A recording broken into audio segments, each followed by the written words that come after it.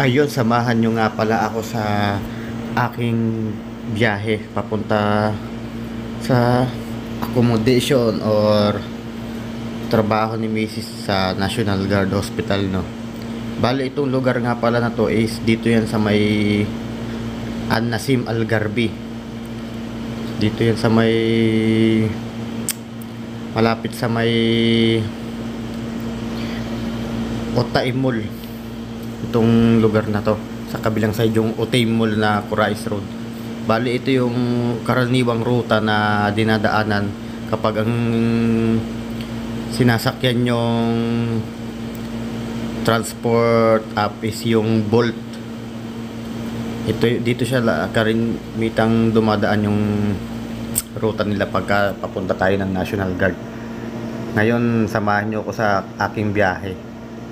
Inurasan ko yan para malaman din natin kung gaano ba katagal yung biyahe natin simula sa bahay hanggang doon sa National Guard. Bali, doon lang nga pala tayo magpapababa sa may Kudo.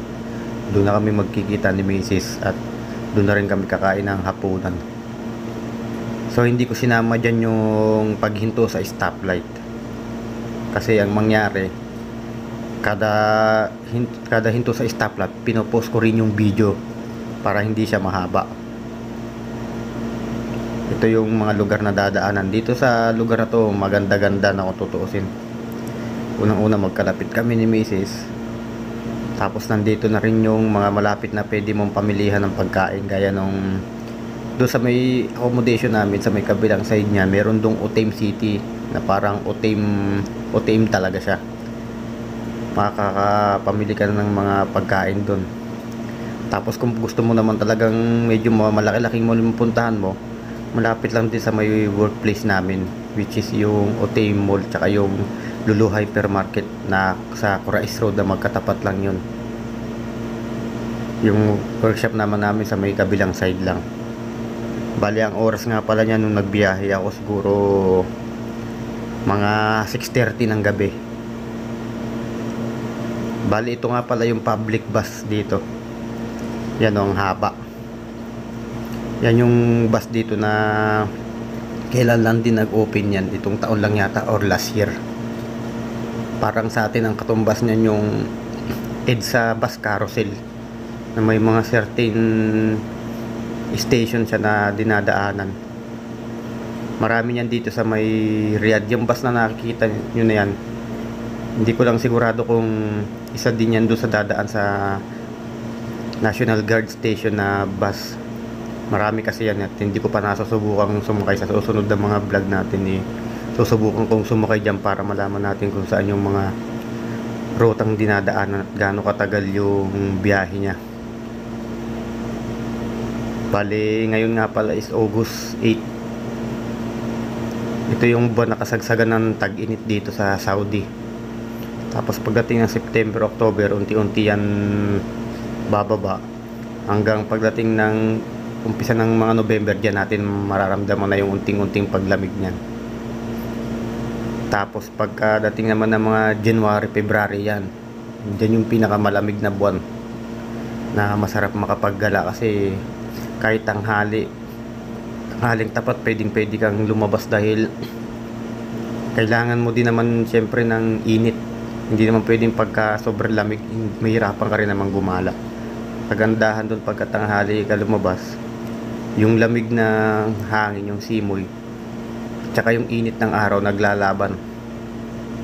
Hindi tulad pagkagantong tag-init, kahit gabi na dito sa Riyadh, talagang ramdam mo pa rin yung init.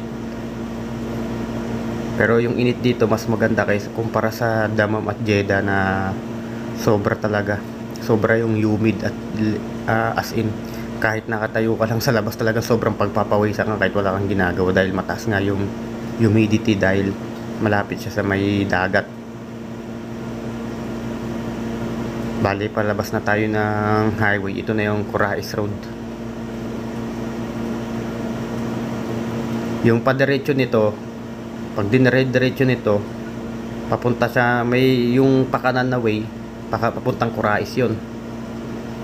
Tapos yung pakaliwa naman, yun ang tinatawag na Tarik Dammam or papunta ng Dammam na daan. which is dun sa may kabilang side ng highway. Doon sila magme-merge yung galing dito na way tapos sa isang kabilang side.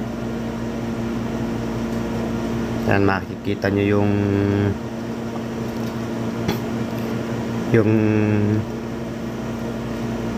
araw yung ano ng daan na napakaliwanag pa rin. Dito lang tayo magpapababa sa may kudo.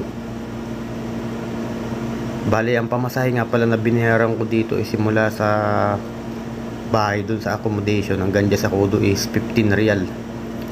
Mas mura-mura kasi ng konti ang pamasahe sa Bolt kumpara sa Uber. Bali, ayan sa taas yung flyover.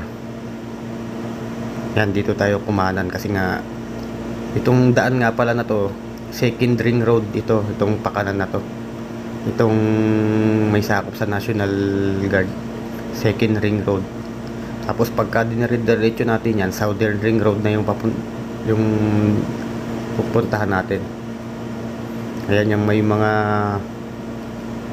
matataas na building na yan,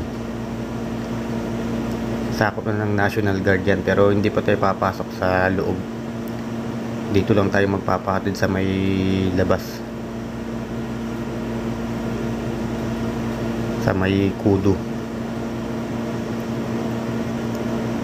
Ito nga palang video natin is kuha din dito sa may Samsung Galaxy A55 na bago nating smartphone.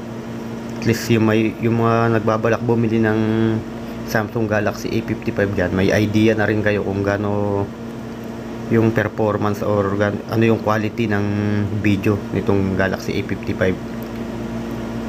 Bali, ang gamit ko nga lang pala dito yung default mode ng video, hindi yung pro mode nya, which is naka 1080p tayo yung resolution at 60 frames per second, 60 fps yung ating ginamit na frames. Ayan na.